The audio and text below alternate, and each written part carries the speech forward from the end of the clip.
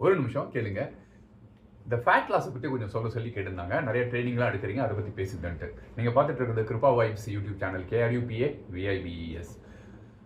4 விதமா உங்களுக்கு பிசிக்கல் ஆக்டிவிட்டிய நான் உங்களுக்கு டிஸ்கிரைப் பண்றேன் இப்ப. அத பேஸ் பண்ணி நீங்க உங்களுக்கு எது சரின்னு பார்த்துக்கங்க. ஃபர்ஸ்ட் வந்து ஸ்ட்ரென்த் ட்ரெய்னிங். நம்ம அதாவது வெயிட்ஸ் தூக்குறது, இல்லாட்டி டம்பல்ஸ் தூக்குறது, அந்த மாதிரியான ஆக்டிவிட்டி. ரெசிஸ்டன்ஸ் பேண்ட் வச்சு நம்ம எக்சர்சைஸ் பண்றது.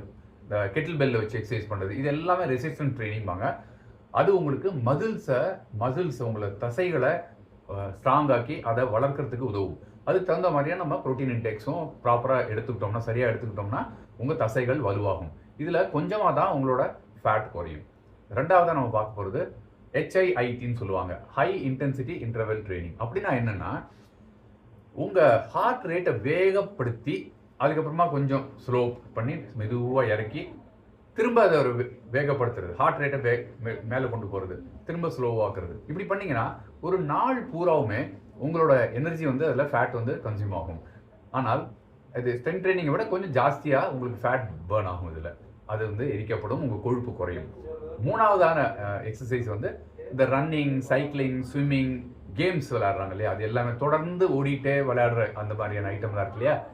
இதுவுமே உங்களுக்கு கணிசமான அளவு உங்களுக்கு ஃபேட்ட வந்து குறைக்கும். உடல்ல கொழுப்ப குறைக்கும். இதுல இன்னொன்னு என்னன்னா, இதுல கால்சியம், மெக்னீசியம், பாக்கி இதர சால்ட் ஐட்டம்ஸுமே உங்க உடல்ல இருந்து வெளியில போறதுக்கு, வேர்வை வழியா போறதுக்கான ஸ்கோப் இருக்கு. மசிலுமே பர்ன் ஆகும் இதுல. அதனால ஃபர்ஸ்ட் நம்ம பார்த்தது ஸ்ட்ரென்த் ட்ரெய்னிங் பார்த்தோம். 2வது பார்த்தது HIIT பார்த்தோம். 3வது இந்த மாதிரியான ரன்னிங் ஆக்டிவிட்டி. 4வது ரொம்ப முக்கியமான ஐட்டம். அது என்னன்னா, உங்களோட ஹார்ட் ரேட் 180ன்னு கணக்கு எடுத்துக்கங்க. மைனஸ் உங்க ஏஜ். உங்களோட இப்போதைய வயசு 40ன்னு வச்சுக்கங்களேன். 180ல 40 கழிச்சீங்கன்னா 140. உங்க ஹார்ட் ரேட் மானிட்டர்ல அத ஆன் பண்ணிக்கிட்டீங்கன்னா, நீங்க பயிற்சி பண்ணிட்டே இருக்கிறப்ப 140 தாண்டக்கூடாது. நல்ல ரெகுலரா எக்சர்சைஸ் பண்ற ஆளா இருந்ததுன்னா, நீங்க ஒரு 145 வரைக்கும் போலாம். அதுக்கு மேல போச்சுன்னா திரும்பி ஸ்லோ பண்ணிரணும்.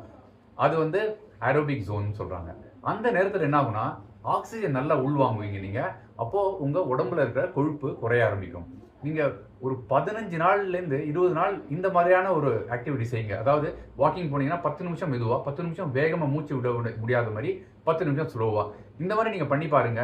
உங்களோட கொழுப்புகள் நல்லா குறையும். நல்ல பாடி ஷேப் வர ஆரம்பிக்கும். முயற்சி தான் செஞ்சு பாருங்களேன். Thank you so much. Bye by.